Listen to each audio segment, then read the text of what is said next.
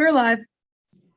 Thank you very much. And again, for those of you who are in the public who are tuning into this meeting, and to the members, our apologies. We had a little OIS snafu, which, you know, it's amazing to me that this is the first time we've had this kind of snafu in the year that we've had last year. So this is, I want to call to order the work group on assessment of funding of school facilities. We have a meeting today. It will not be our last meeting, but I'm going to not make a long introduction or speech, but just say this is a meeting in which we need to make some decisions. We have actually three areas that we're going to be discussing: the revolving loan fund decision, and the cost sharing formula decisions, facilities assessment decisions. I think we're going to try to make have votes on two of the three today, and then have one remaining area and any other cleanup that we need to do next time. And by the way, Treasurer Kopp, while you're on, I just want you to go ahead and plan to be at the next meeting. I have cleared it with the nominee for treasurer. That He doesn't want it. he doesn't want to come in for just the last meeting. So you're cleared. We get to keep you for a while. So let's begin with our discussion about the revolving loan fund decisions. Michael Rubenstein will walk us through the sheet of paper you have. And I want to first thank very much the work of the county executive, Gardner, for her work on this. Really, she did a great deal of work and discussion with Mako and other counties to get us to this point. So Michael, you want to take over, and we'll try to vote on this concept that you have in front of you on your sheet today. Thank you, Madam Chair, members of the work group. I'll be working off the document. It's a one-pager. It's the next page after the agenda in your materials, called Local Share Revolving Loan Fund Draft Recommendations. This is a document that has been updated from the last time you saw it at the last meeting, with a few things that are in red for you to see what the changes have been made. Some of them are mostly clarifying or technical. Some of them are more substantive, so I'll just walk through those real quick. The first one, or number 2, we're just clarifying here that projects that receive loan funds must have received planning approval from the IAC. That was always part of the intent. It's actually also mentioned in the main text there, but this is just clarifying that. Under number 3, we are adding a recommendation to add some additional funding in the out years. Initially, we thought the 50 million might be enough to carry through based on the demand that we're hearing about, as well as you'll see later, we're extending the loan repayment to 5 years. So we just want to make sure there's enough money in the out years to cover any demand, because that payback may not be coming in for the first few years. Under number 4, we've added a priority that LEAs that receive this money should have limited debt capacity, in addition to not having forward funded in recent years. Under number 5, we've extended the loan repayment from 3 years in the original document to 5 years. This is based on the feedback we got from the County Executive Gardner, where most of the projects that we saw were paid back in 2 to 3 years, but there were a few stragglers that were up to 5 or 6 years. So we just extended that loan repayment to 5 years, and we've added a waiver process for any counties that don't get their payback. There was one that had 6 years, and we just want to make sure that if that happens again, that there is a mechanism for them to get a waiver from the payback until they get their loan repayment, until they get their funding from the state. And then the last one is just a technical change. Okay. Any discussion on this proposal for local loan revolving fund to go to, actually these recommendations will go into bill form, and of course will be reviewed by the relevant committees. Anybody have anything else they want to add? Delete, subtract? Yes, I just want to make a comment if I can. yes. So I do want to thank you, you and the staff for considering the input that I provided for this. I very much appreciate it. I particularly appreciate that the additional funding that was added in 3A, and also the extension of the time period for the loan repayment, so that it pretty much lines up with the state reimbursement. I think that's very important. I know there are a lot of smaller counties who are interested in the forward funding component. And so I think, that's really what I had in mind with this, but I know there's also interest in some local share. So I appreciate the additional money and working together on this. Absolutely. It was our pleasure. Madam Okay, Chairman, yes, I just have a question. The addition of and that have limited debt capacity. Is that a term of art, or Michael, what does that mean, limited? I think we anticipate that'll be established in the regulations once this goes through, but basically it's counties that don't have capacity to issue a lot of new debt to fund the, especially the local share, but also some of the state share as well. Yeah, I think almost every county has a debt affordability policy. So to that extent, may not have debt capacity. But then the question always is, how do you use the capacity you have? I just to say, looking down the road, how to use the capacity you have, and what is the priority of school construction versus other things? But that can be taken care of in regulation, I would think. Yes. okay. All right, do I have a motion to accept these recommendations? I'll make a motion to accept the recommendation. Okay, Second, Madam Chair. thank you very much. All right, all those in favor, signify by saying aye. You can hold your hand up. Aye. Aye. Anyone opposed? Okay, very good. Now we're going to move to cost share formula decisions.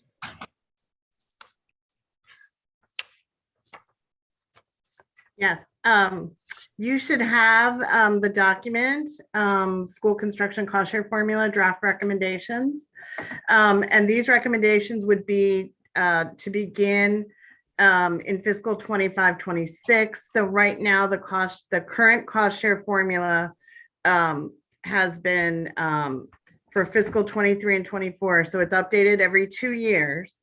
And we're currently in the 23-24 cycle. And so these recommendations would be to begin in the fiscal 25-26 cycle. Under number 1, update the formulas components that are tied to the Kerwin funding formulas, the blueprint for Maryland's future funding formulas, so that essentially the changes that were made in the funding formulas will flow through in those components that are the foundation program and the guaranteed tax base that are pieces of the cost share formula. So that's fairly simple. Number 2 relates to other components in the current cost share formula that, at least from the staff, there is no recommendation to change. So that would include the enrollment growth component that provides additional state share for school systems that have above average growth, the free and reduced price meal adjustment for systems that have higher percentages of free and reduced price meal students, what we call the One Maryland components, which relate to the counties that have high unemployment rates or low per capita income. And then the local school construction effort component, which looks at outstanding debt, school construction debt and PAYGO that counties are providing for school construction. And then the last item are the current minimum and maximum state shares, 50% minimum floor, and obviously no more than 100% of the cost can be covered. So that is the recommendation, to not change any of those components. In number 3 and 4, we have some proposals for new components to add to the cost share formula. And whereas all of the other components that I just talked about apply at the school system level, and they apply to every project that a school system has. In numbers 3 and 4, we're proposing components that would only apply to certain projects that are eligible within school systems. So the number 3 relates to a new program in the blueprint that provides additional operating funding for schools that have high numbers of percentages of free and reduced price meal students, which we refer to as concentration of poverty schools. And so what this proposal would do is it would add 10 percentage points to the schools that have the highest concentrated poverty, which is 80% or more of the students. And then it would add 5 percentage points for schools that are below 80%, but qualify for as a concentration of poverty school, which is a minimum of 55% free and reduced price meal students. I was just double checking. So statewide, based on the DLS projections of the number of concentration of poverty schools, there will be 557 ultimately that have 55% or more of their students eligible for free and reduced price meal in all but one county in the state. So this provision would apply to many schools if those schools have projects proposed in those schools. Just to be clear, for schools that are, so at the system level, if a district is brought up to the 50% minimum, these additional add-ons in number 3 and number 4 would be added to the 50% is the proposal. And then in number 4, we've talked at several meetings about providing incentives for school systems. And so we've incorporated 2 of those ideas into these recommendations.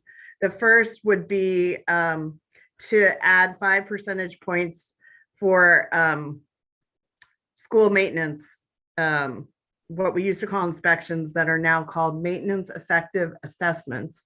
And for the schools that have received a good or a superior on their most recent assessment, they would be eligible for this 5% increase in the state share.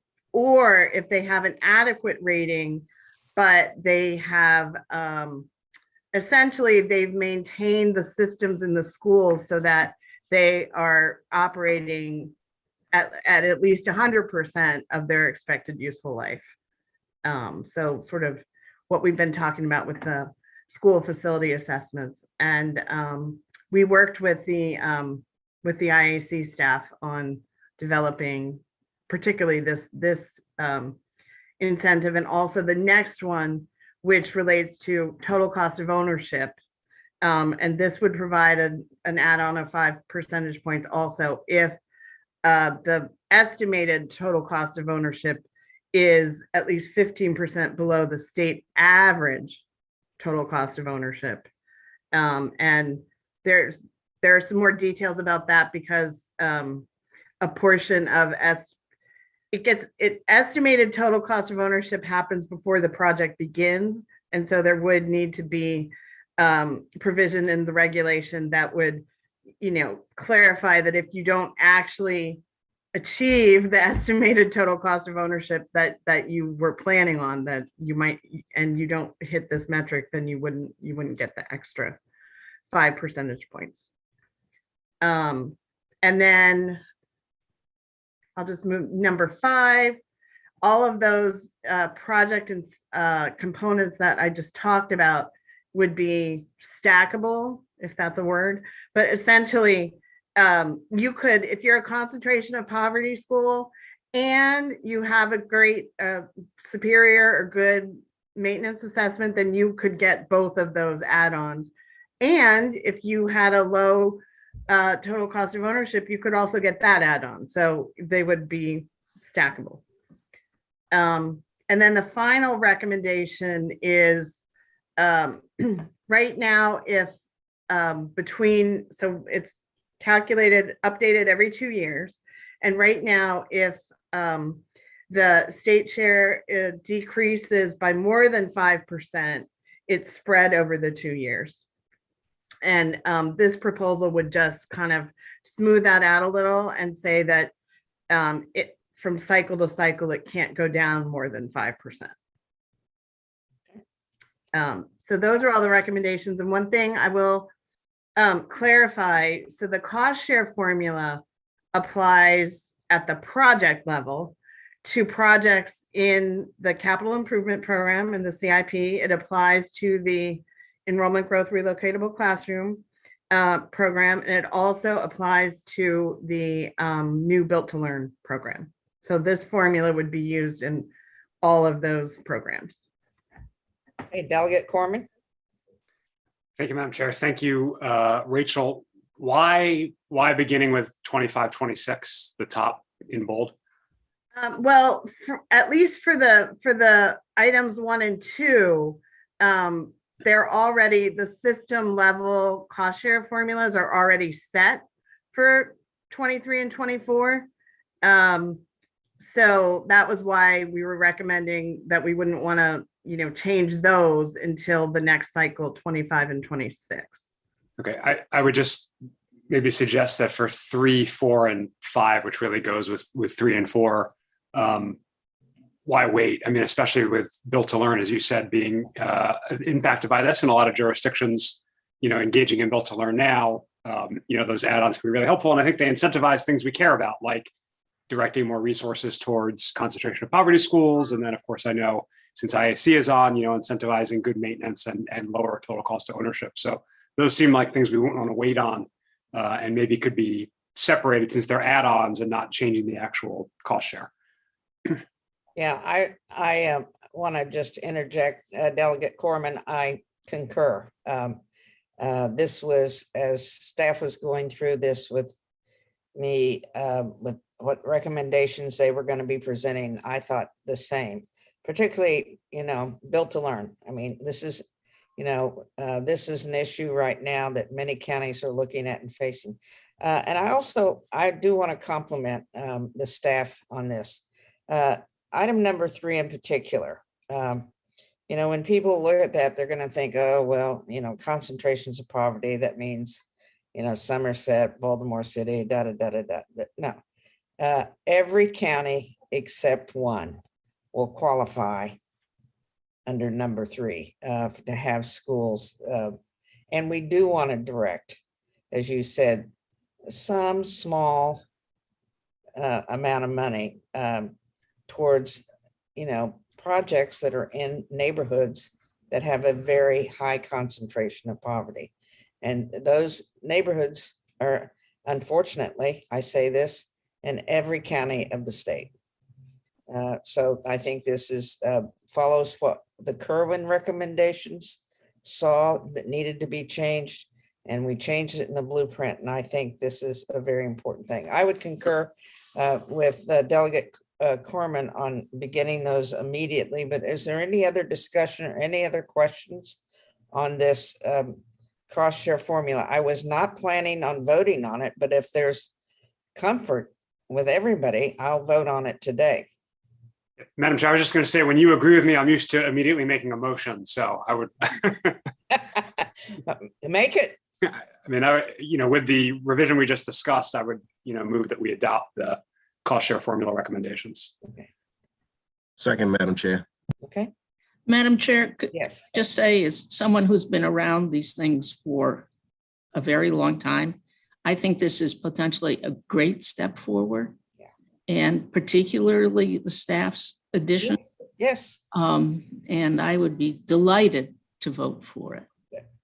Yeah, I want to underscore that again, Treasurer, that the staff in this instance and all instances did a really great job. So We have a motion and a second. All those in favor, raise your hand. Anyone opposed? No. This- Did we get that? Okay, And so just to clarify, 3, 4, and 5 will start in fiscal year 23? Yeah. Thank you. I appreciate that suggestion by Delegate Gorman and your agreement to it. That's really going to be very Yeah. helpful. it's going to be very helpful to those in Build to Learn. It will be. Okay, we're doing good so far. Now we're going to move to facilities assessment decisions. And we have two presenters. First, Bob Gurrell, and then second, Michelle Lambert. So Bob, you want to lead us off? Thank you, Madam Chair. Yeah, you're welcome. Thank you. So I know that Michelle had sent out a couple of documents to you and Mhm. all of the members. Mhm. And in those, we wanted to respond and thank you to the discussion points and try to get a little more information than maybe we've been able to lay out. So just jumping right in, changes in the assessment collection require that the collection of data on sufficiency standards collect more of these health safety points. That'd be temperature, humidity, CO2, and acoustics. And if anybody has had the opportunity to look through there, the concern we have, we can do this, but it's going to take a lot more funding to do it. We would go from about 4 cents a square foot to look at everything that is being considered to about $4 a square foot, but we can do that, and it will definitely expand the amount of time. Further, the humidity, CO2, and that are things that we believe, if we have engagement with the CO2s, with the LEAs of where they have problems, then we can zero in with specific equipment and go measure them real time. Because I don't think it's something that any of the LEAs want to have linger. And I think there's a very affordable way to do that. And that would be to develop instrument sets, because these are things that aren't just a point in time that an assessor can walk into a room and measure. You have to leave a data logger in to measure CO2 or temperature variations or humidity variations. And usually 6 days is the minimum time whenever you have a concern. But we could develop sets to have on loan and even go help set those up for an LEA if they have a concern. And I think all of the LEAs know where they have concerns that we could support. On lead paint, which was another one of the health concerns, we don't believe that that's something that needs to be a separate assessment. Lead paint became really hot in everybody's, and rightfully so, with kids on everybody's agenda in every state, and for schools built before 1977. And every LEA has gone and done assessments of all of their exposed surfaces, and they have reports, and they have had reports for decades. They know where all of the lead paint is. And so if we get those reports from the LEAs and we incorporate it into the assessment, it would not be something we would have to go and remeasure. And we can do that. Asbestos, similar to lead paint, this was a federal regulation in 1989, and beginning in 88 to identify it and begin to mitigate it. This is everybody in 1989. So of any of the asbestos that has not been mitigated, we will have on a report if we get it from the LEA, and we can include that. It normally is not an issue until we go do renovation remodel. It's a standard procedure for us right now to go in and measure these things so that we don't create a hazard that's not there now. As long as asbestos is encapsulated, it's not an issue. Lighting, this is another one that changes from the time of day even that you're in. We can go measure a space to see what the candles are per the sufficiency standard at the desktop level at one point in the classroom pretty quickly. But whether that is accurate because of the outside daylighting that we have tried to have work properly on all of our schools and automatic equipment, Again, we think this is one that we can go and manage on a case-by-case basis with measures if the LEA feels that there's a problem.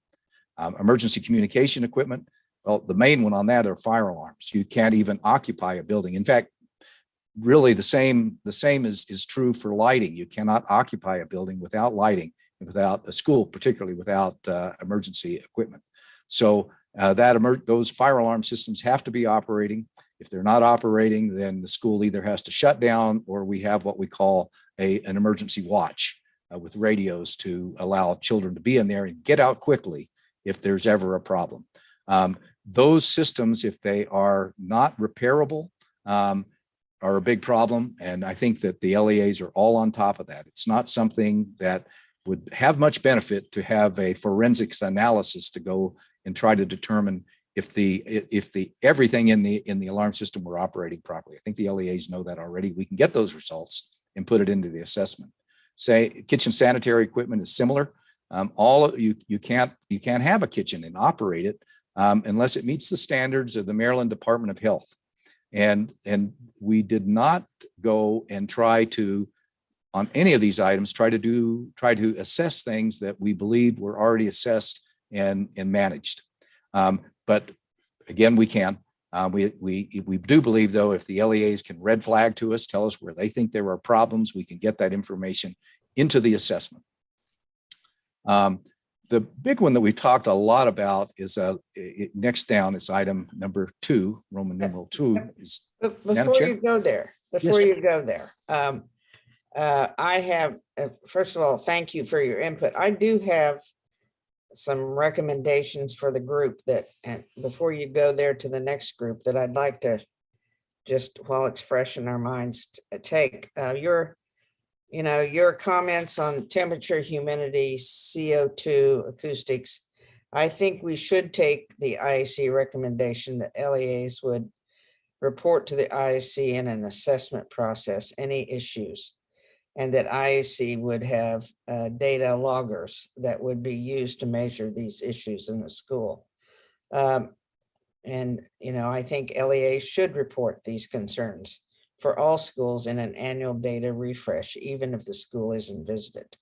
So, to your presentation, I would agree that we, specify under temperature, humidity, so on and so forth. Lead paint, asbestos, again, I would take your recommendation that the LEAs should do their facility records to identify which spaces are likely to be painted with lead paint and plan to fix. And LEAs should also adhere to plans to keep steps in place, being taken in place in that plan.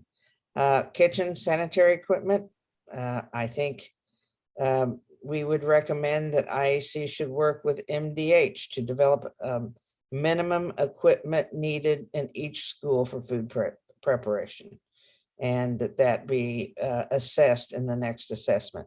Lighting, again, I think we would take the IAC recommendation for inspectors to test during the next facility assessment. And then emergency communication, LEA should identify what emergency notification systems are in the school. Assessment should determine the remaining useful lifespan of a system. And as to your comments on health room, we would think that the assessment should note the fixtures, equipment within that space. So those would be kind of my feedback. If there's any other members that have any other feedback on those, but I do think your points were very well taken, okay? And that this should be much more of a collaborative effort between the LEAs and the IAC on most of these items. Yes, County Executive. I agree with a lot of what has been said. Obviously, this is not my area of expertise, but I do know that you can't do a point in time for things like humidity and temperature. That, right. But I do think a lot of LEAs have that data now. My question is, and I can't tell if Perry is on here, but has there been input from the facilities planners on collecting this data and providing this data. I just feel like they're the experts. Is that where you got your comments? I just want them to weigh in. That's all. I feel like I don't have the ability to know what LEAs have or don't have on some of these things. Madam Chair, Perry is not Yes. on the call. These were created based on comments at the last meeting, but if the work group would like, there is time for us to send the chair's recommendations out and get their comments specifically. Okay, is that all right? Ms. Molay?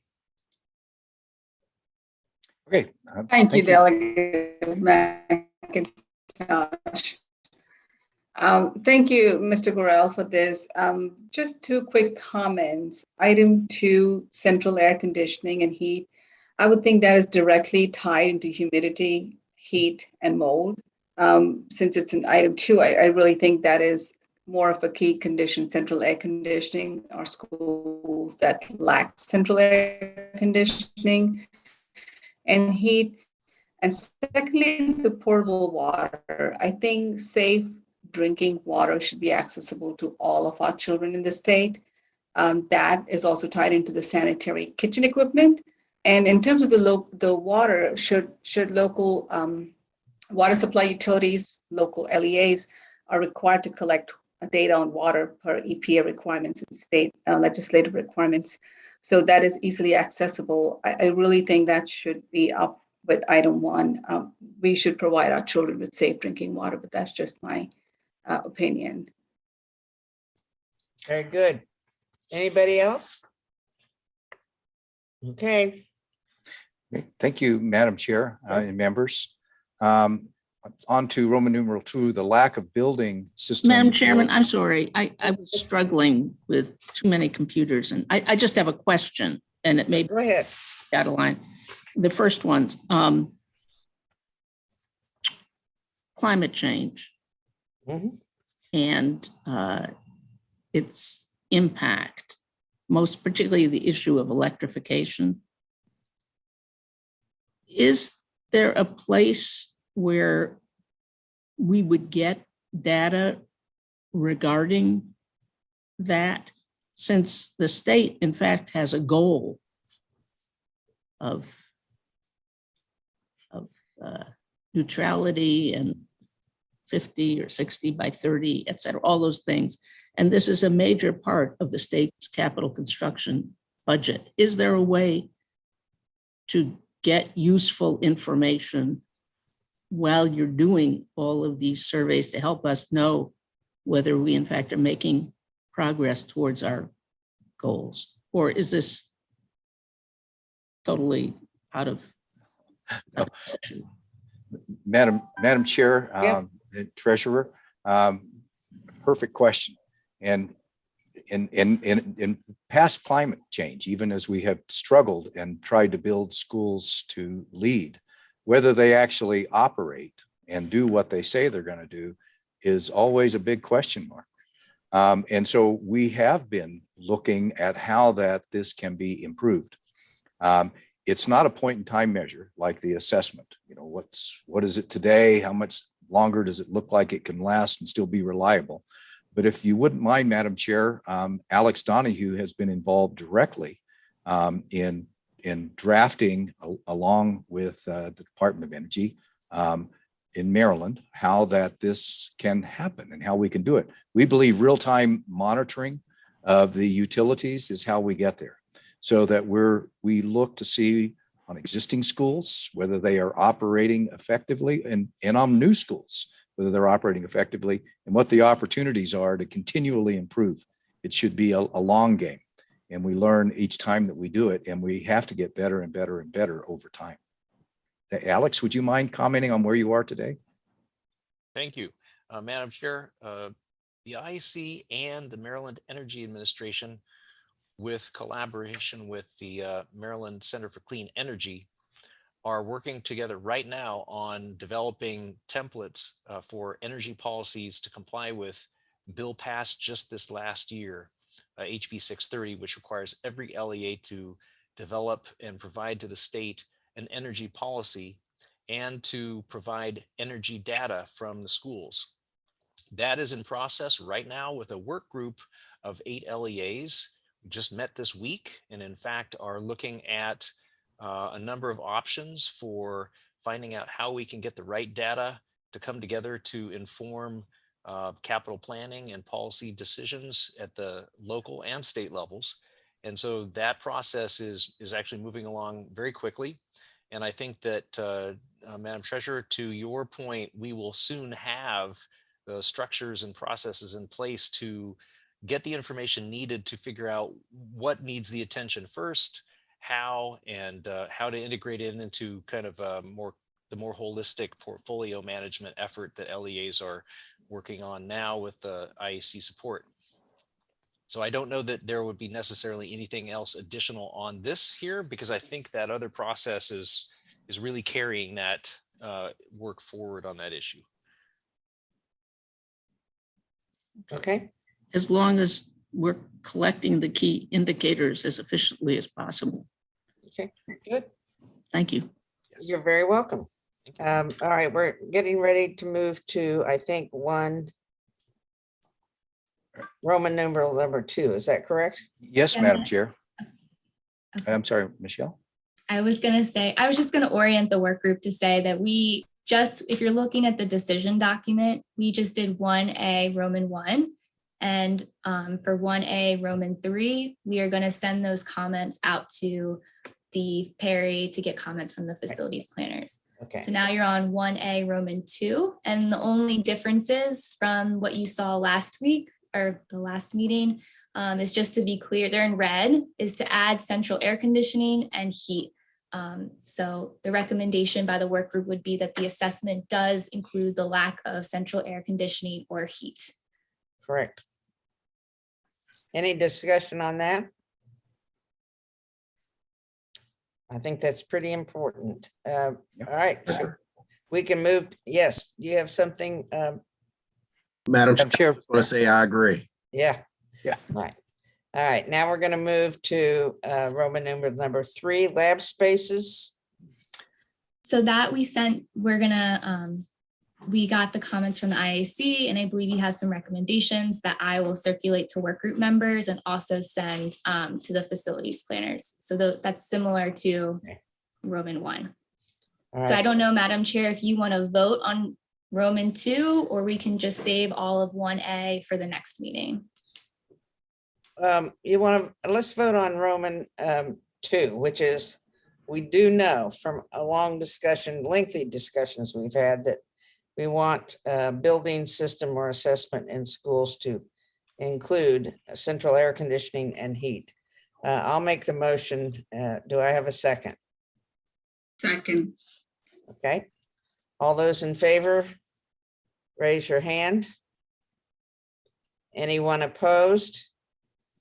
And so. Madam Chairman? Yes. Can I ask a question on this? Sure. I support this. Will you also be collecting, this is central air conditioning, yes or no, information about what there is short of central air conditioning? Yes, I think that was absolutely one of the recommendations, that working with LEAs, we needed to get an assessment of how well the air conditioning is working or how well the heat is working. That this should not be just, yes, there's air conditioning units in the window. It's, are they working? And are they working at such a level to prevent issues of mold and other things from happening? Right. And we're going to hold Roman numeral number 1 and 3 for next Madam week. Chair? Yes, Excuse yes, me, Case Meyer. yes. With your permission, could Bob just make a couple comments about the topic of air conditioning? Just Sure, for- absolutely. Thank you. Thank you. Thank you, Chair Casemeyer and Chair McIntosh, Uh-huh. and Treasurer Kopp. There are a lot of our schools don't have central air conditioning, and they won't feasibly be able to have central air conditioning until we either renew or replace the schools. It's the reason why Baltimore City has gone and put these vertical package units that do provide fresh air, heating and cooling in the classrooms. The outside spaces that in some of these older schools like gyms and corridors and that never have been conditioned since the day that they were, including heat, since the day they were built. Gyms are the exception for heat. So we have that data, and we believe that the heating systems are in every school, and it is AC that is missing. We have that collected that data. We've already updated the assessment, and we will continue to keep that data updated and corrected in the assessment. Good. Thank you. So I think we've moved to 1B, which is on page 2. Right. Which is clearly identify ways LEAs can be more involved to create a better data set. The IEC could create a process for LEA assessment of a school, require LEA to be present for an assessment, and require LEAs to tell contractors and the IEC certain information about buildings and items listed in 1A. We didn't receive any additional requirements, so that is the recommendation being put forward right now. Okay. Any questions about this recommendation? Is there a motion? Sorry, Michelle, could I ask a question? Sure. Go ahead. Could you, sorry, 1B, Roman numeral 3. Yes. This is just, sorry, this is just to let the people coming in know information about that. I don't understand. What does it do exactly? I think there was some concern that there wasn't communication between LEAs and contractors about the buildings that the contractors were entering into. And so this is just to be clear that that conversation needs to happen prior to the assessment, and just be clear about the work group's intent. Madam Chair, if I could, we recognize that, and this we will develop checklists naming all of these items that we want the LEA to consider before they answer us. If they put no on all of them, then fine. We know that that's not something that we need to have a red flag on to draw our attention to.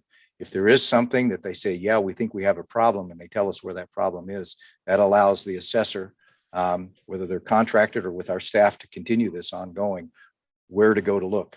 That list, we can work with the LEAs to continually refine. We'll develop a draft. We have a planners meeting in March where we'll get together, and we do this 2 or 3 times a year. We should be doing it 2 or 3 times a year. And we will run that by them ahead of time and discuss it at that meeting. So that's something that we can improve, and it is good communication. Thank you. Madam Chair, if I may, given that there seems to be consensus, I would move that we adopt 1B Roman I through 3. Okay. All right. Madam Chair, Yes. second. Okay. Thank you. All right. All those in favor signify by saying aye. Aye. Anyone opposed?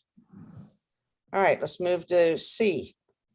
1C, there are no changes from the discussion last week, so the work group would have to make a decision between Roman numeral 1, 2, or 3. Oh, yeah. So there was some conversation at the Yeah. last meeting about whether the assessment should capture the functionality of certain building systems or all building systems. I think there was some discussion that maybe certain building systems were very important to capture their functionality. So that was up to the work group to decide. So that would be 1C, 1C, Roman Roman numeral number 2. 2. Yeah. Yeah, we're Right. really testing our Roman numerals. That's right. Today. Yeah, we are testing them today. Yeah. Madam Chair, Yes. whenever something is non-functioning, oftentimes it's a maintenance issue. A lot of times, anything mechanical will go through a time that it's non-functioning, the older it gets. Mhm. So this particular area, I think we've got to rely on the LEAs to tell us what is not repairable. And if it's not repairable, that falls under the sufficiency standards of something that no longer has remaining life. You just can't keep it working.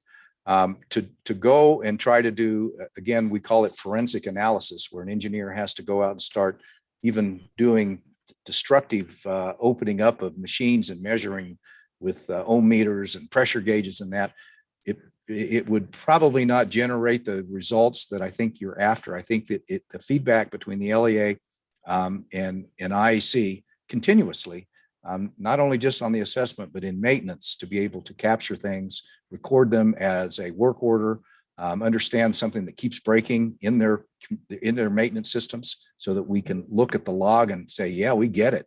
You know, you're putting way too much time into repairing that roof or that HVAC equipment. Then we can mark it on the next assessment as something that has gone past its useful life and needs to be marked as such in the assessment. Well, I would move that we adopt Roman numeral number 2 based on what we just adopted before, which is that the IAC create a process for the LEA reassessment of the school, that we require LEA. We've already adopted that this is going to be a very collaborative process. So what you just cited, you're absolutely right. And we already in 1B adopted the fact that there will be a process set up to do that. So, Madam Chair. Yes. I mean, I don't know if you'll entertain a friendly amendment to your I do. motion, but I think one issue might be, what are certain building systems? What's the certain? Mhm. And the things that we maybe want to specify that the assessment absolutely needs to capture are HVAC, because I see Senator McCray here staring at me through the Zoom. Mhm. I think, obviously anything that involves life and safety, and I defer to IAC on exactly how to define that.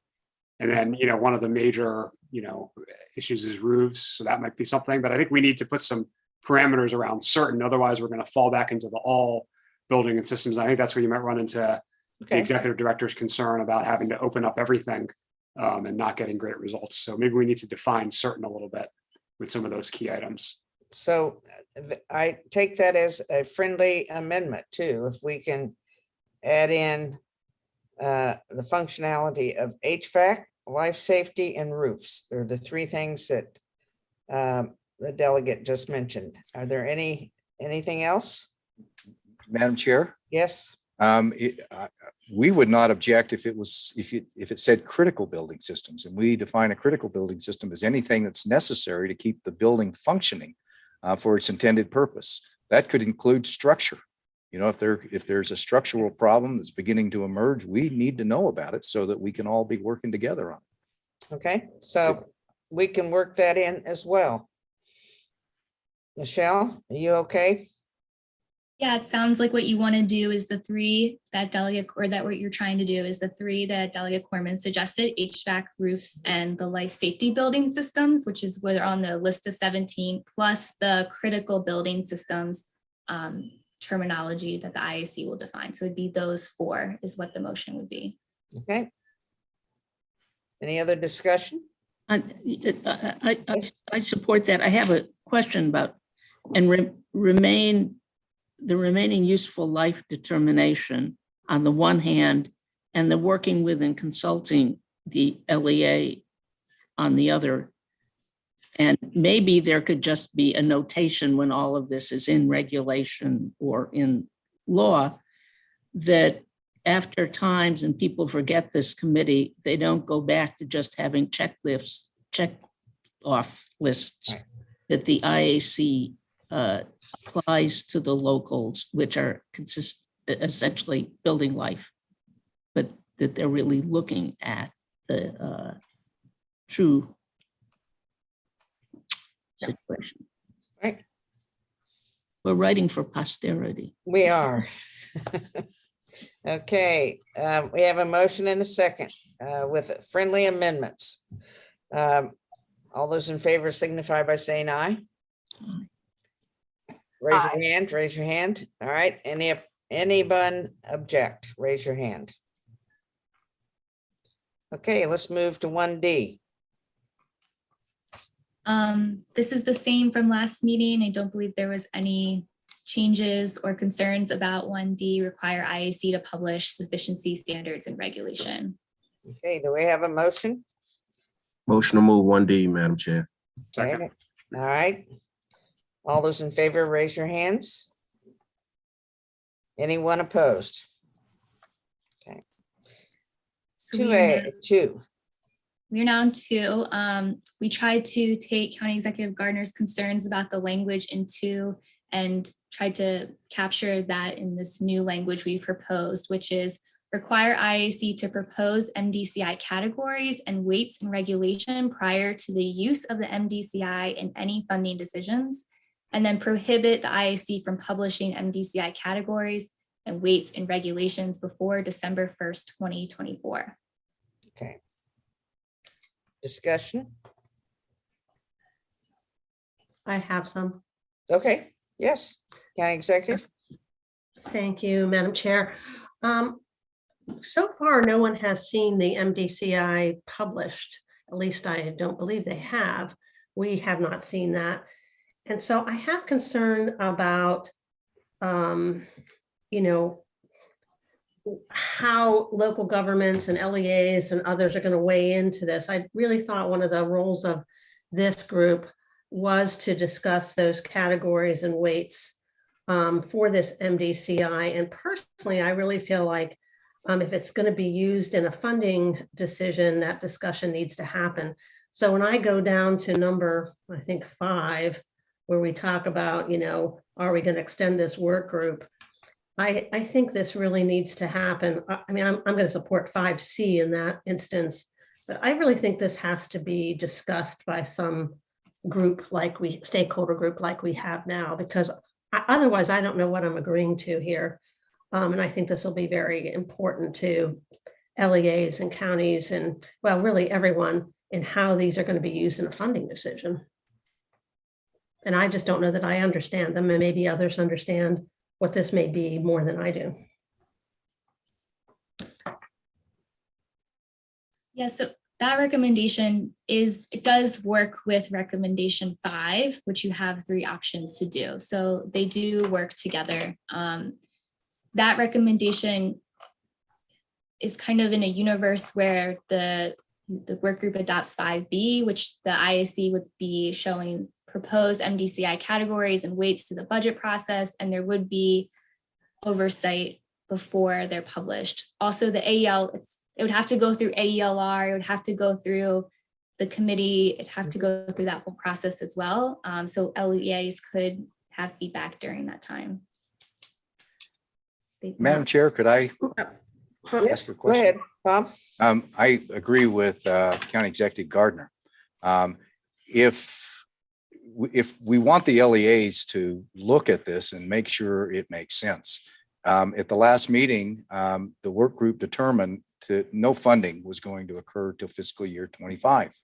So if this committee could form and keep working on the weightings of the categories, and the weightings again are what make the data relevant, what's most important. Something that is old but's working well is not as important as something that is even new that is not functioning. And those are the weightings that we want to get to. What's life, safety, health, what's space efficiency, and weight them. And then as over the next, and we have 2 full cycles, review cycles between now and fiscal year 25.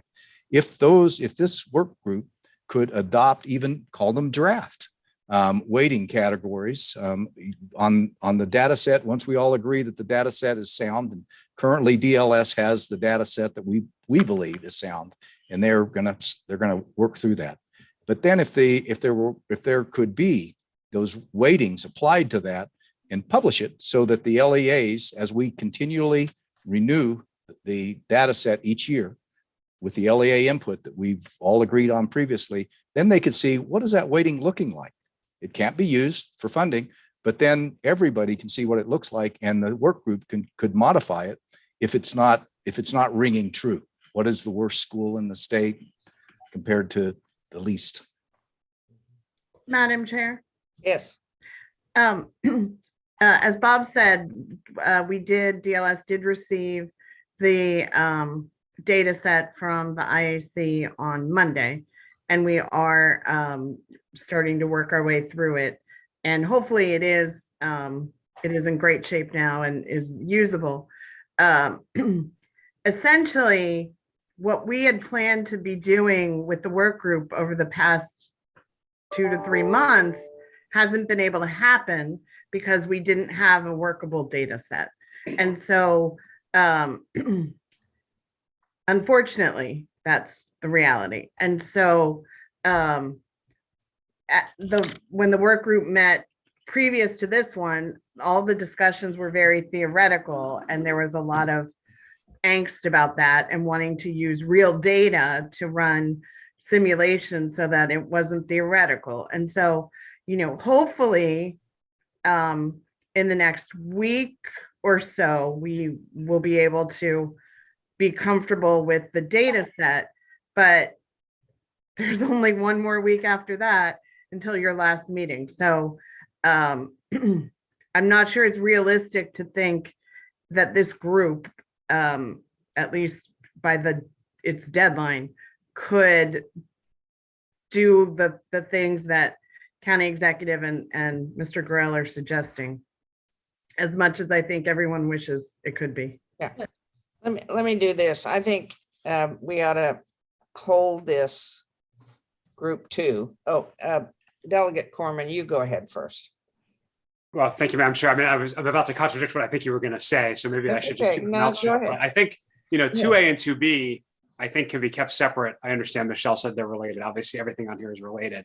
But even if this work group continues, doesn't continue, whatever the process we use on number 5, 2A and 2B, which I think came from the County Executive Gardner originally, still makes sense. I mean, that basically requires that the process go through the normal regulatory approach. That can be with or without the work group, that can be with or without JCRs. But I think we still want, this stuff to go through regulation at a certain time and to go through that process. So I think we can go with 2A and 2B and then sort of leave the questions on 5 for when we get down to number 5. That's what I was going to say. So we hold 5 instead of 2. Yeah. Yeah, go ahead, County Executive. I don't recall. I mean, I raised issue about how we were making the decision about MDCI when we hadn't seen it yet. And so I don't remember recommending 2A and 2B. I appreciate that staff came up with that to try to address my comments. But I'm still uncomfortable with making any decisions about MDCI without having seen the data set and understanding how it'll work. And I will say, and maybe Rachel or Bob could answer this, is how do you see MDCI weighing into the funding decisions? Because I'm not sure how that will work. So if a county has 5 schools that are, their top 5s that score the worst, but they really want to replace school number 7 or 8 because it's severely overcrowded or for something else, which is a local decision. How does MDCI weigh in against that local decision? And I don't know the answer to that. I can give an opinion, but Rachel could probably give a better one. Rachel? I don't know if it's better, but it probably will be different. So I think the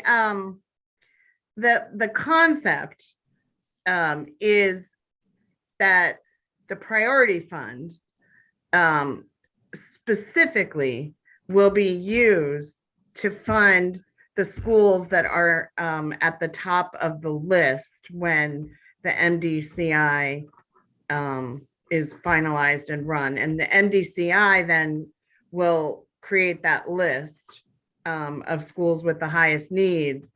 And the idea is the priority fund would be used to fund those projects. There would still be CIP funding separate from the priority fund.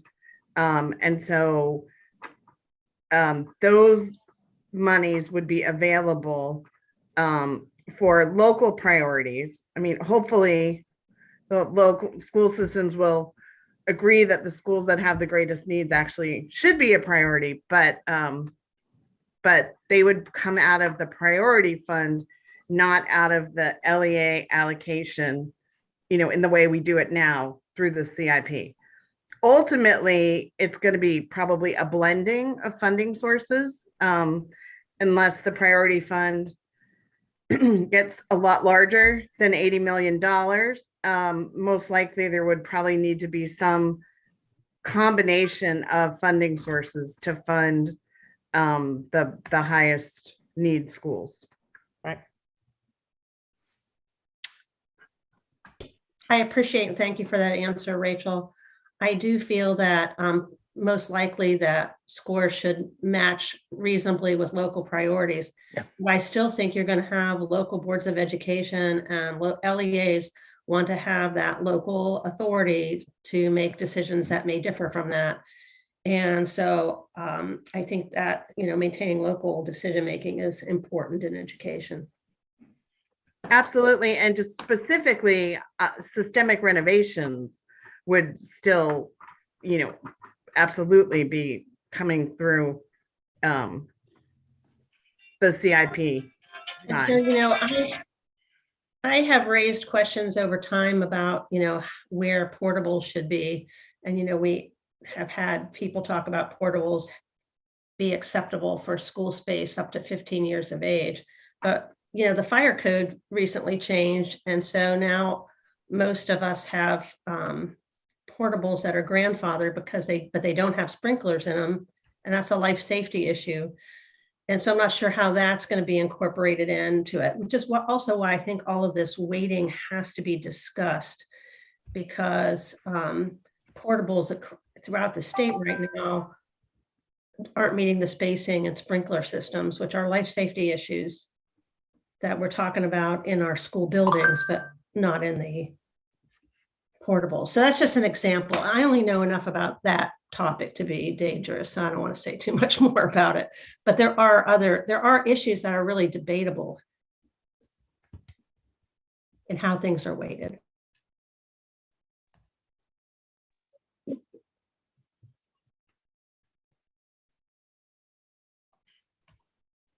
Oh, Madam we Chair, have, what? I was just going to say, Madam Chair, it seems like County Executive Gardner wants to hold number 2. So I think we can move forward. We'll hold it. Let's go to 3. 3A, the IAC is not authorized to use assessment data in any funding decisions until the IAC has created an integrated data system for the assessment data, including preventative maintenance schedules, where all details are accessible by local education agencies. There were no changes from last meeting. Okay. Madam Chair, Yes. we did respond to that. And the master facility assessment library, and we included a diagram with our response, is a lot of existing systems that we're already using. We've got our maintenance database will feed into that, which we are already using. Our facility assessment database, which has been around for 30 years, will feed into that.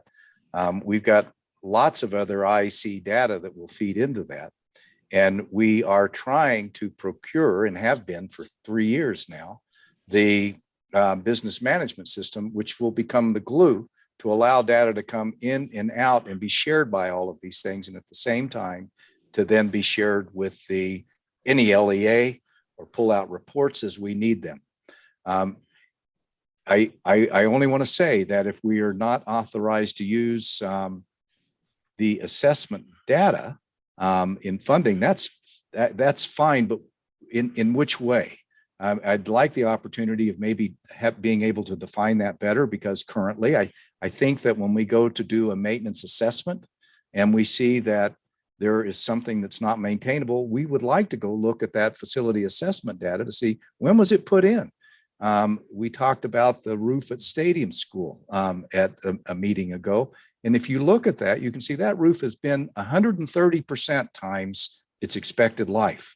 We would like for that data to be available to an assessor to know as they are recording what maintenance is required into the LEI. So we would rather not have good data that we can use for managing and not look at it. And but we totally agree with not using it for the priority fund, but to be able to have reference data we think would be not good. All right. Is there any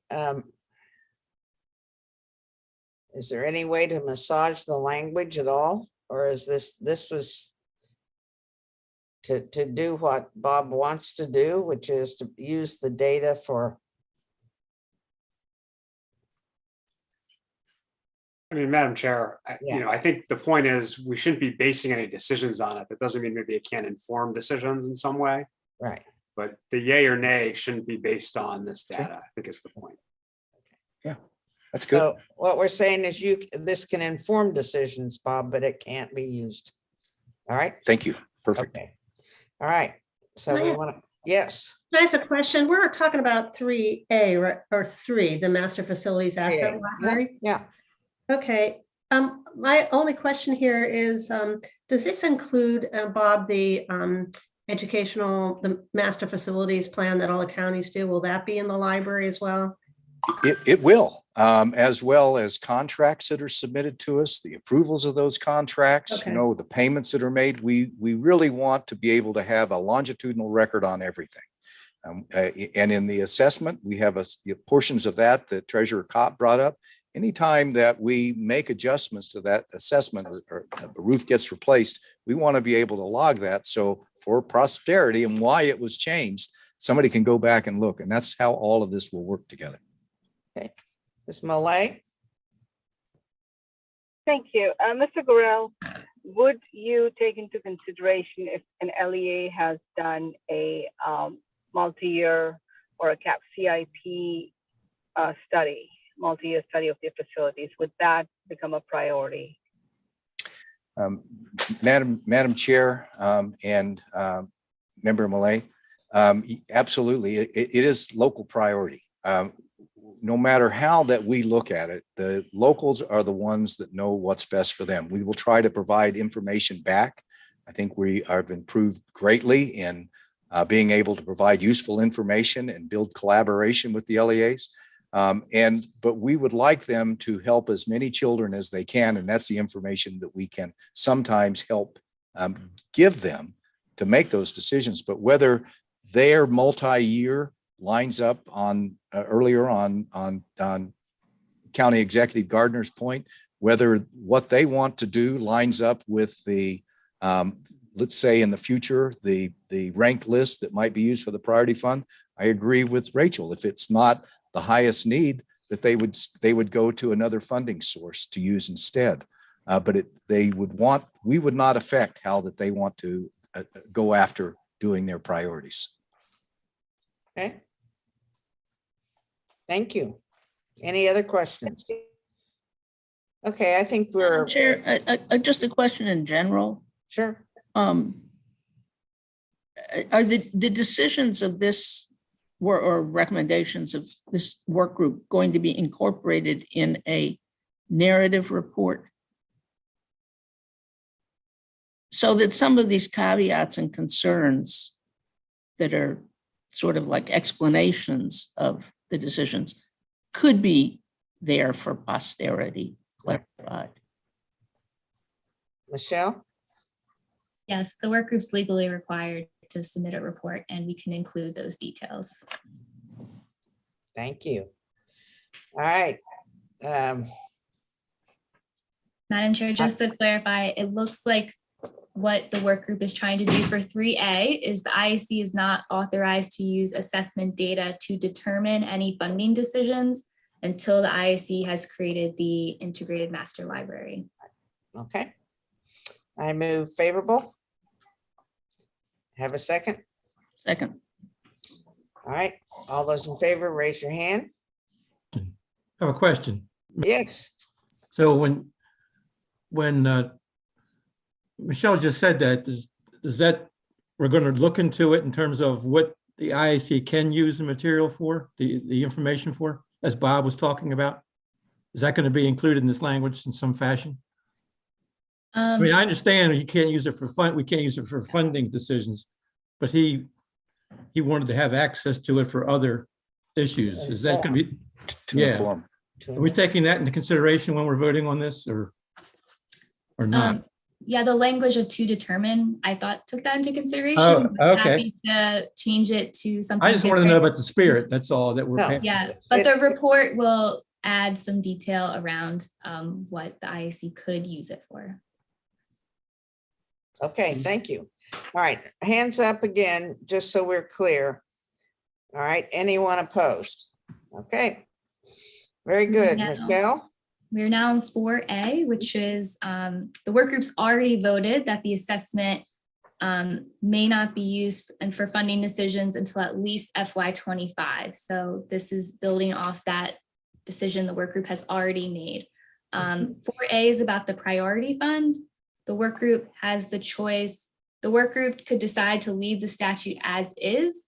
The work group could describe in more detail the overall intent of the priority fund, and the work group could clearly define what highest priority in the state means. So those are 3 different options. And then Roman numeral 4 was about what date should the priority fund begin. So what is added is to extend the Healthy School Facility Fund to FY26 and start the priority fund in FY27 based on our conversations from the last meeting. And I mean, I would think, well, I would start the discussion by saying that I think that we should, at minimum, we should adopt Roman numeral number 1 and number 4.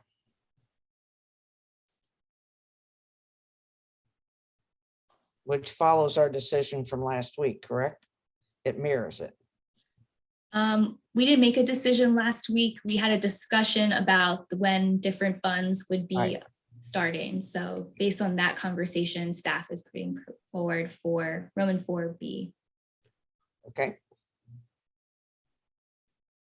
I believe Madam Chair? Steyer- Yeah. yes, I think if it's possible, the IAC would like to ask if we can hold this issue until we meet next week and have some further discussions about the issue, if that's feasible. I know it's a lot to ask, but All right. No.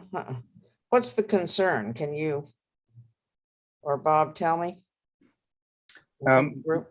Madam Chair, I know and I acknowledge that this data set came late. And DLS didn't get it till Monday. We were gonna deliver it to them on Tuesday, but they gracefully said, why don't you go ahead and keep looking at it, make sure it's right, which we did throughout the holiday and turned it in first thing Monday. And DLS is busy, and I know that you can't just turn this on a dime. It's a huge data set. The point is that I think that DLS can look at this data set. We are confident with it now. And with that, if we are able to continually renew, stay on the cycle and the plan where we are able to go out and each year do this improvement.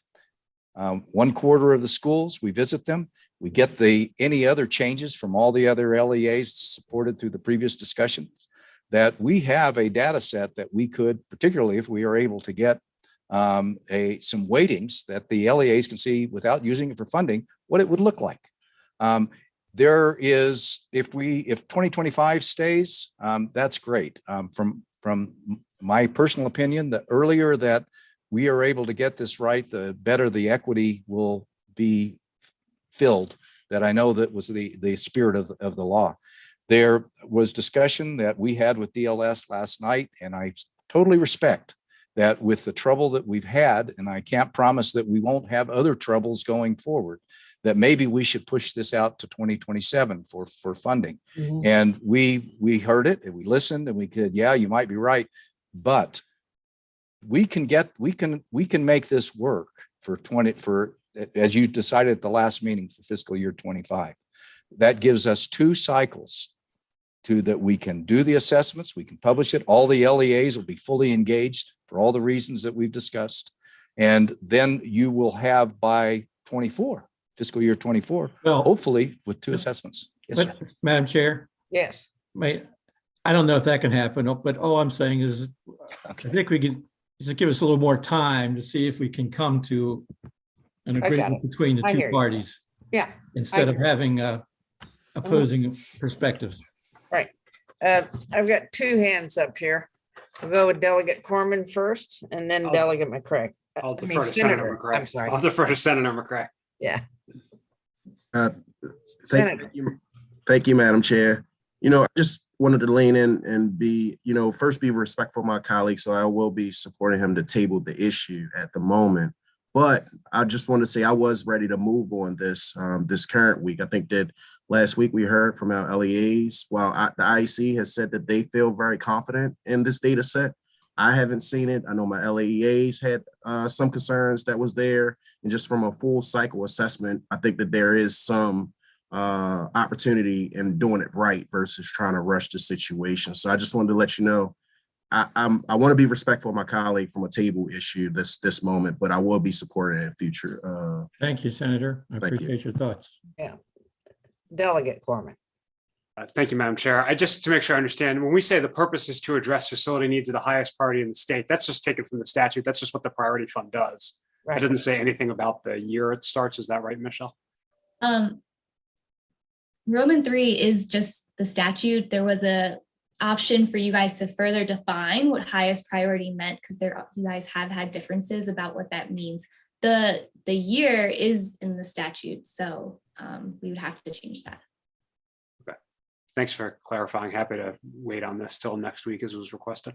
Sure, thanks. Thank you. Okay, well, let's move to 4. 4B was to authorize the IAC to use data from the assessment for other IAC programs in certain fiscal years. So these were, again, 3 options for the work group to consider.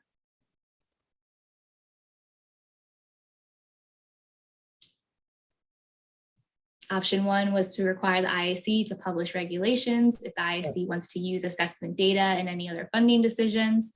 Option 2 was to prohibit the IAC from using assessment data and other program funding decisions until certain fiscal years, or 3, authorize or prohibit the use of the assessment data if not related to a funding decision. I think we should adopt, I would think, Roman numeral number 1. Am I correct? To require the IAC to publish regulations if they want to use assessment data. Everybody in agreement? Bob? Madam Chair, I'd just like to comment, we don't know. We have a lot of data, and as we are trying to help out and offer advice by looking at what the data is telling us and building best practices, which was given our goal in 1783, that if we just use the data to inform without funding decisions, will that not do what 4B1 would do with a little modification?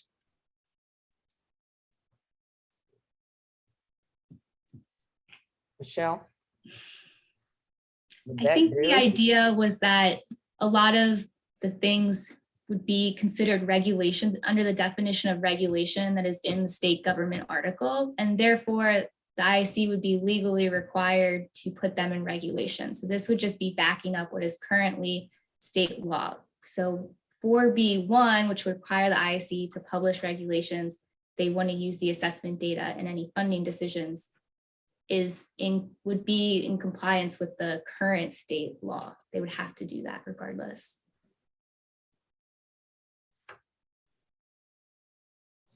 Yeah, but what Bob's saying is if they're not going to use it for any funding decisions, why would we adopt this? I guess. Well, it would require them to do it if they are going to use it in funding decisions, so that everyone could be aware how that data is being used in those decisions. I got it. Light bulb just went off. All right. Thank you. Me It's too. a belt and suspenders kind of thing. Yes. Yes. But I think but also to Bob's point, I think you also could, if you wanted to, adopt Roman 3 to authorize the IAC to use the data to inform, along the lines of the previous discussion, to inform decisions that are not funding, or whatever wording you want to use. Not directly related to funding or to a funding decision? Sorry. Yeah, you could authorize the use of assessment data if not related to a funding decision, right? To inform. Okay. Madam Chair, I mean, Yes. if we're going to do that, which I think is fine. I mean, I had the inform versus determine before. there should still be a reg for it, because the LEAs need to know the process that the IAC is using this data for. So we can't let them use it to inform decisions that the LEAs don't have a public process where they can see that decision making. So I think it's belt suspenders plus, I don't know, extra small pair of pants to hold them up. But I think we need both if we're going to go with Rachel's good add-on suggestion. Yeah, I agree. We need the publish the regulations. Absolutely. So basically, you would be expanding Roman, I mean, one way to think of it is expand Roman 1. They have to adopt in regulation. However, however they're going to use the assessment data for funding decisions or to inform decisions, they have to put it in regulation. Okay, all right. Yes, pardon me. I'm sorry, County Executive Gardner. Yeah, thank you. I'm trying to call you delegate. I apologize. People have called me lots of things, so I answer everything, even hey you. In 4B1, I don't know what other funding decisions means when it says in any other funding decision. I'm comfortable with 4B3, and I hear that Delegate Corman's statement that they want to publish it so people can follow it and know what the rules are. I think that's logical, but I don't know what other funding decisions is. So maybe you can clarify that. Yeah, it means the intent was to, if it wasn't the priority fund, since the priority fund is MDCI. So any other programs that the IAC administers that aren't the priority fund would be other funding decisions. The MDCI was a part of recommendation 2. So that's kind of why they were broken out. We could say all funding decisions if you would like to make that change. Okay, so what funding decisions would this be for if 4B1 stays the same? It would be for funding decisions that aren't part of the priority fund or are part of the priority fund? Unless the work group makes this recommendation or a law is adopted, the IAC has collected this data and could use it to inform other funding programs that they run. So this would be clear that they can't do that unless they publish how they are using the facilities assessment data in those decisions. Okay. Yeah, Bob? Madam Chair, no problem with the funding decisions. But for example, we're beginning to run draft scenarios on using even the weightings that we have in the RFP. And frankly, for the top ones, there's not hardly any difference whether they're weighted or not, because the top needs are the needs. But what I wanted to start looking at is looking at the educational results for math and reading scores. I wanted to start looking at the facility condition and MCI, just for us to begin to correlate. When you have a big data set, you can use it to study a lot of things. That has nothing to do with funding. It's just trying to generate information so that we can maybe learn best practices and share what we learn and discuss it with everyone in the industry that's trying to do the same thing to do better. So for the data not to be able to be used or studied, that just seems like it's a hamstring that's not necessary. Madam Chair. Yes. So again, I think this is the opposite of what was just being described. We're talking about letting them use it for informational purposes, like you were just describing, but making sure the LEAs and frankly other stakeholders understand what you're using it for. Unfortunately, there's been a lot of questions about this data. And so I think we need to have a little bit of transparency here, and we can't just have IAC in the back running the data without telling the LEAs what they're doing with it and what it's for and how they're doing it. I just think that's the point of regulations, is to put that into the light of day. And then you can do all the scenarios you want to run as long as there's awareness of it by the LEAs and other stakeholders. So frankly, they can maybe correct some errors if they find them, which has happened already with this data.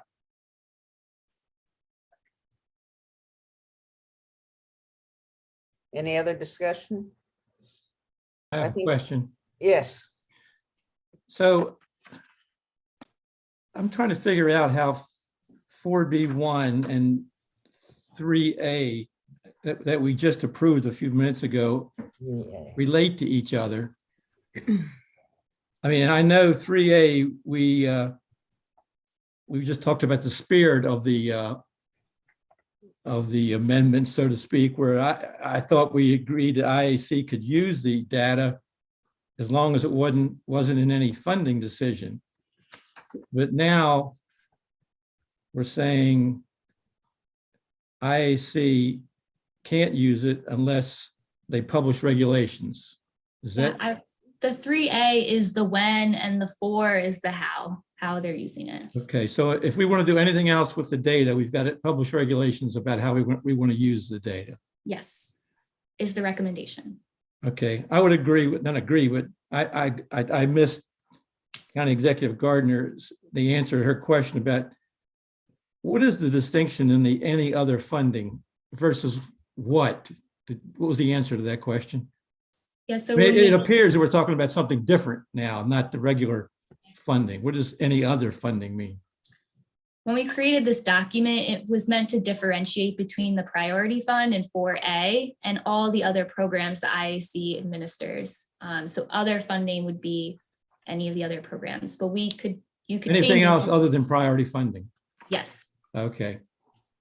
Okay. So for example, systemic renovation projects through the CIP that, potentially FCI data from the facility assessment could be arguably useful and used by the IAC when they're evaluating local CIP requests for systemic renovations.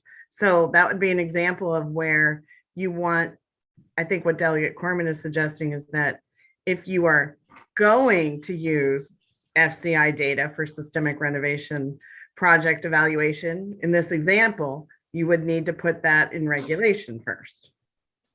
Okay, but I'm not arguing about the spirit we're talking about. I'm talking about sort of the grammar of what we're using in terms of how I interpret it. Now it seems to me that you're saying if you're doing priority funding, you can't use it in a funding decision, but we were going to make some exceptions to what it could be used. But now you're saying if we're using any other funding other than priority funding in 4B1, so you've got to publish regulations. Do you have to publish regulations under 3B? So 3A? 3A and 3B have nothing to do with regulations. Any regulations. It only has to do with the timing of when the data can be used for, and it says any funding decision. So it's not just about the priority fund, but 3A is saying until there is the library that allows the LEAs and public to have access to all of the data, that the data cannot be used in funding decisions. So that's 3A. What those funding decisions you just said, is that just priority funding or all funding? All. Okay. Any. Okay. Any. Okay. That's a different interpretation. Okay, I got you now. Okay. Thank you. So, Delegate, County Executive Gardner. so as a follow-up question, Rachel, so if you would use this data to make a funding decision for systemics, for instance, how again does that fit in with local prioritization of systemic projects? Again, that's my question. All these things seem to mix together, and I just am not clear on this. Well, I can certainly, I think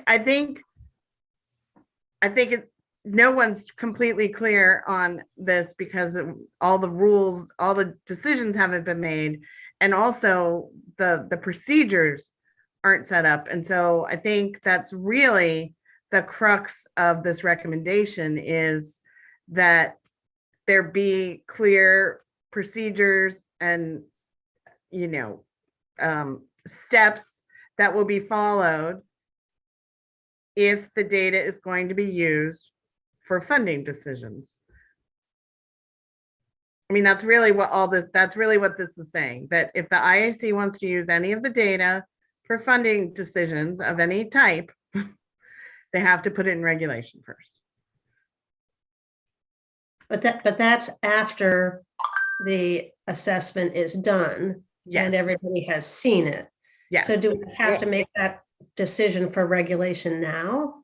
So the reason that this language is helpful for your concern is that the regulatory process has built into it the process for public notice, public comment, public discussion, and, you know, the possibility of the ALR committee not approving the regulations. So it's putting another layer of review into the process by requiring them to put these things in regulation, which arguably they are already required to do under state law.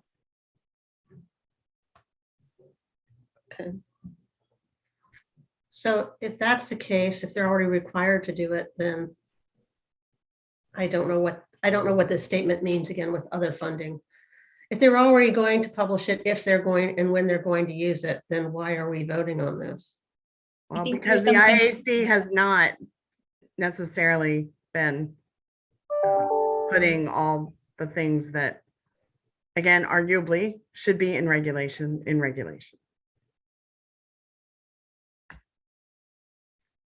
So this is making sure that they do, Correct. once again.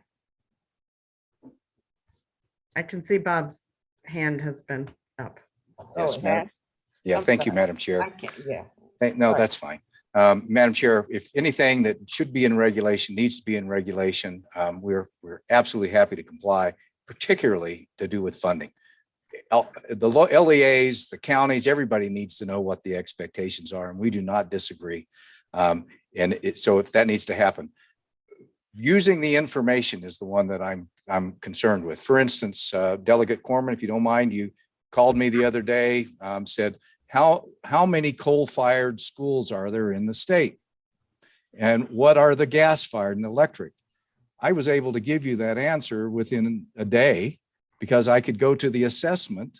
And that's one of the things when we're looking at the types of equipment that I was able to pull off and give it to you.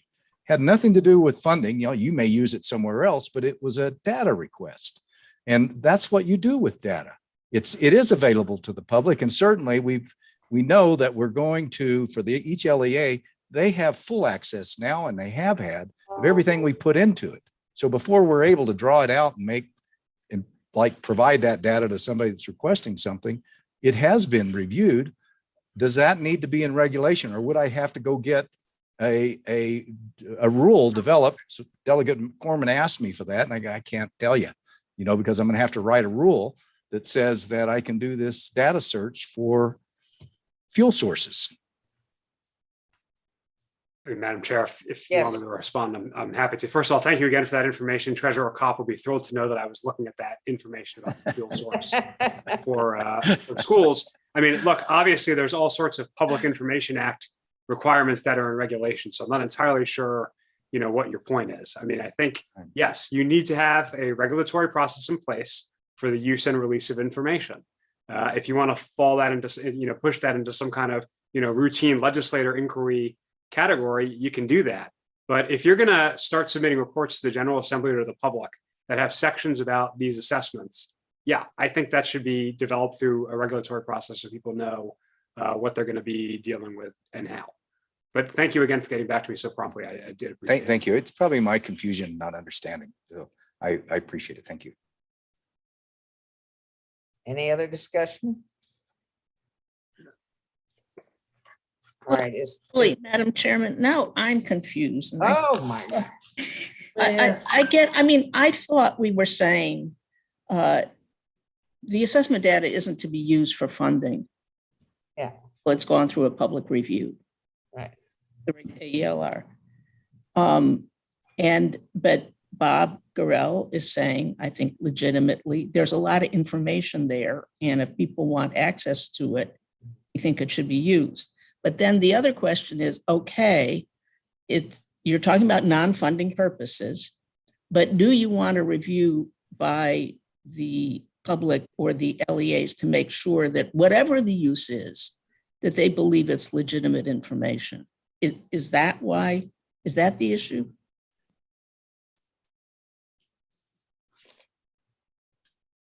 Madam Chair, I think what you guys were working from was to use the assessment data in any funding decision or to inform any funding decision. So I think Right, that which will this like- says. I think your language, to me, your language makes sense. But Right. Bob is reading it as, but we want to use it for other purposes. So then I'm saying, well, if you want to use it for other purposes, why would people be skeptical? And it may be that there are other purposes that aren't funding purposes, but that impact significantly the LEAs who have not yet, and the public, which has not yet reviewed the information. Is that a concern? It is. Rachel, you're smiling. I didn't mean to be smiling, but trying to gather my thoughts here. I think we have two things going on. One is that, and I wonder, I'm not sure if this is directly relevant, but I think it is. The Longitudinal Data System Center collects a large amount of data from the school systems, from higher education, from, it's a lot of data that has a lot of, it's excellent data source. It has a lot of potential uses, but there also over the years have been legitimate concerns about how the data would be used, how requests for the data would be, processed, what researchers would have access to the data, all those kinds of things. And so it strikes me that maybe we're that's sort of where we are. We have a brand new, large, robust data set, and we need to make sure that everyone's comfortable with how the data can be used and will be used. Here's what I know. I think there's, maybe you're getting to be like me, kind of brain dead. I don't know. But I think, here's what I think. I think we held, going back to, we held 2A and 2B because there is not clarity around how the MDCI categories and weights are going to be done. There's also not clarity around, this notion of the IAC not being able to use the data for funding, but being able to inform it. And whether or not that requires a regulation that be, I think we need to come up. And then I know that when we get to 5, what's going to kick in is a discussion again about that from, section 2, which is the categories and the weights. So here's what I think. We've actually, is there any other area other than these 3 that we need to address before we adjourn before the holidays? Is there any other category that we haven't touched? Now I am going to laugh on purpose. Okay. Yes, we still need to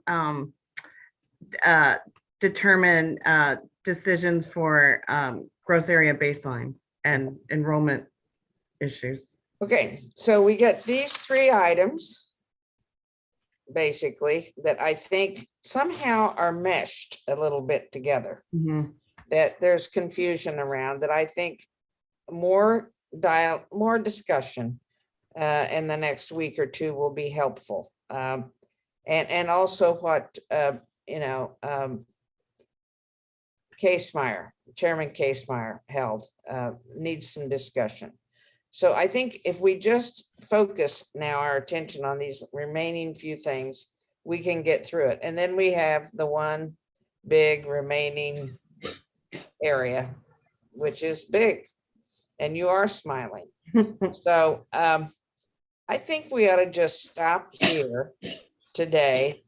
And then next time, try to, work through these things with further discussion. I think as an example,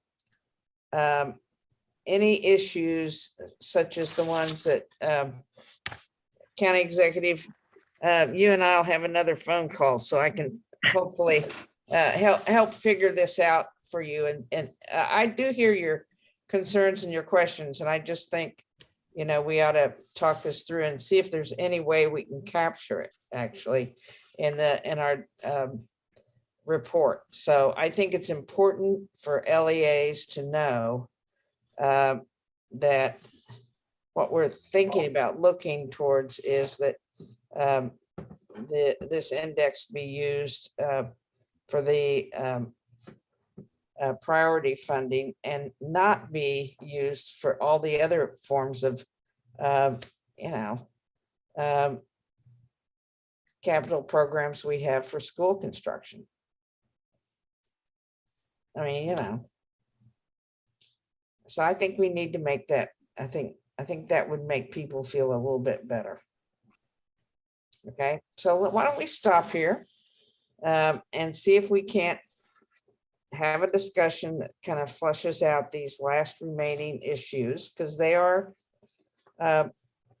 related in some manner, and then we'll tackle a new one next week, which will be fun. 2 weeks. 2 weeks. And we'll sit here until we get it done. Hopefully we can get some agreement ahead of time. Madam Yes. Chair, I agree with your direction here, and thank you. I look forward to the conversation. Yeah. I actually think we accomplished a lot today, to be We honest did. with you. We did. And I do want to ask if Rachel can repeat the other items that were on here. I heard gross area baseline. What was the other one? Gross area baseline, and so to determine the maximum amount that the state will participate in a project, it's the combination of gross area baseline times the enrollment projections. It's the square feet allowed times the enrollment projections that are being used. And so. And Rachel, can I ask a question somewhere? We also, we also included in the blueprint, some space needs that are currently not within our school construction program. Are we going to address those then as well? Yes, we definitely, staff, we've been working on draft recommendations for you. They just weren't quite ready for prime time for today. But that is part of it, is to essentially ask the IAC to take another look at the gross area baselines and see if they're aligning with what the new blueprint for Maryland's future program space needs would be for schools. So some examples of that are because there's a lot more individualized student instruction and small group tutoring. Is there enough pullout space in schools? Because there will be more teachers in school buildings, and also teachers who won't necessarily be in front of their classroom, but will be looking at data. They need space to be able to, work on a computer, to collaborate with their colleagues, to have meetings. So there's probably a need for more of these smaller, but I'm trying to modular, well, not portable, but modular use of space that in school buildings as we move forward. So that's definitely on our list. Okay. And does that include English as a second language? English learners, Yeah. and also again with the tutoring, which is Yeah, County Executive Gardner, it's something that you brought up, I think, specifically to me we hope to address next week, okay, in our recommendation. Right, thank you. I appreciate that. I just wanted to know what we were preparing for. No, I just want you to know that we have been listening.